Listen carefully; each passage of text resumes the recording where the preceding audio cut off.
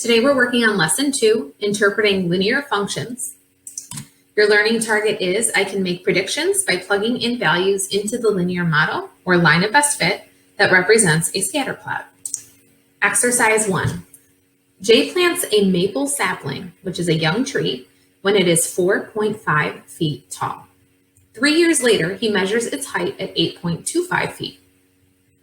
Jay would like to model the tree's height, h, as a linear function of the number of years, n, since he planted it.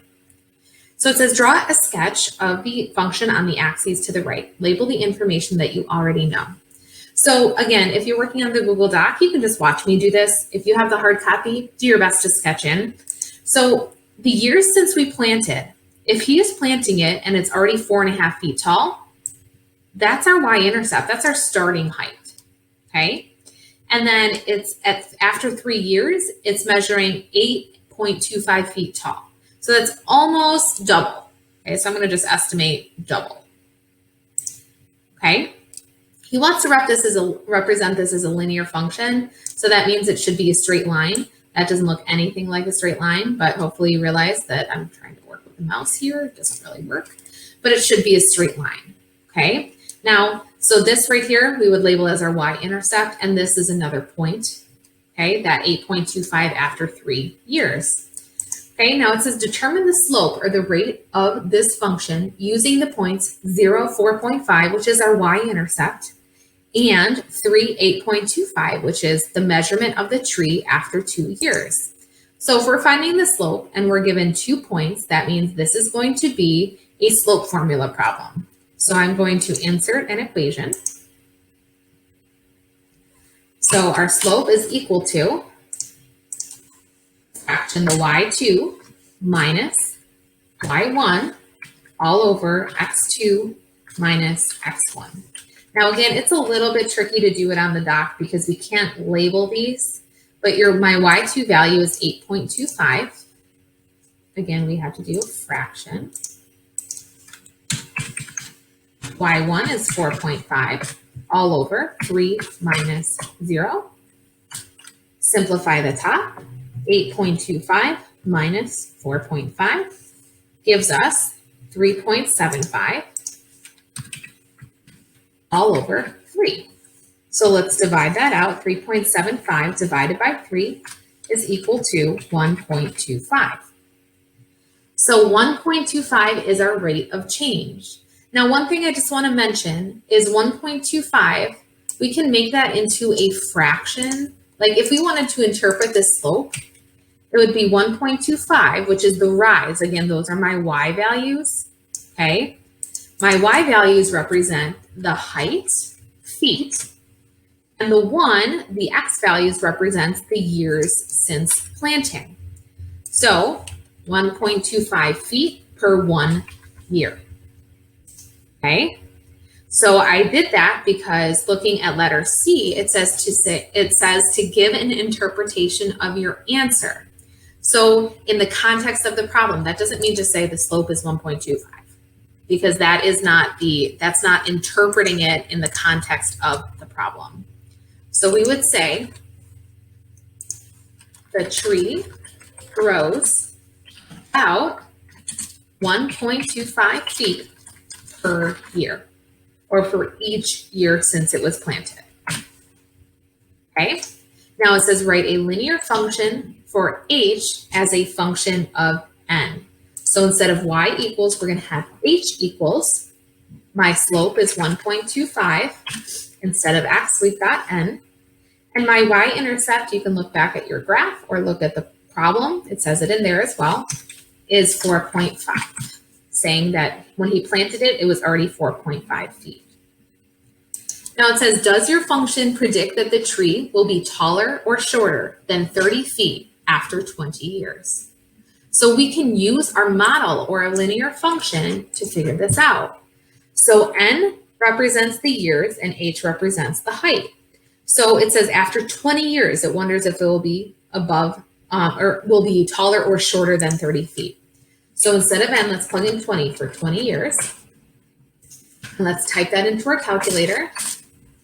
So 1.25 times 20 plus 4.5 Oops, my calculator messed up here. 1.25 times 20 plus 4.5 gives me 29.5. So that's so close to 30, but just under. So we would say shorter than 30 feet.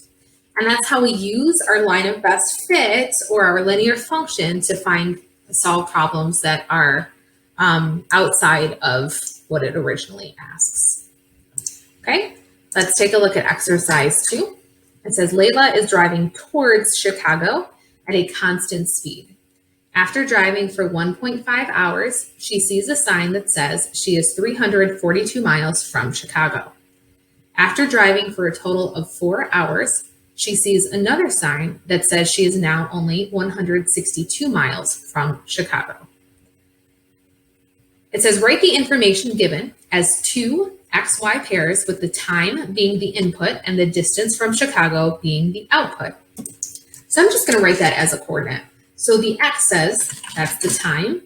The Y values are the distance from Chicago.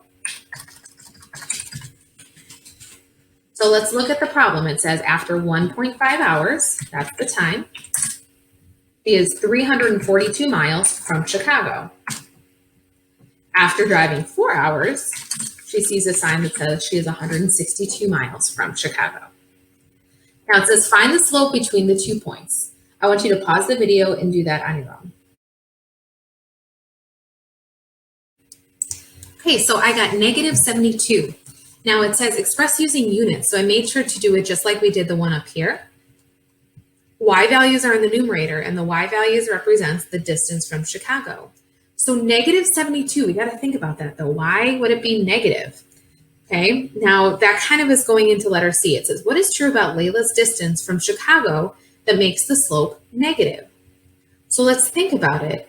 If we're trying to get someplace, the distance between you and that place, so Layla and Chicago, is it increasing or decreasing as she gets closer? Okay, it's decreasing. So Layla's distance decreases as she gets closer to Chicago. That's why her slope, so we'll add that in, that's why her slope is negative. So then letter D says, how far was Layla from Chicago when she started?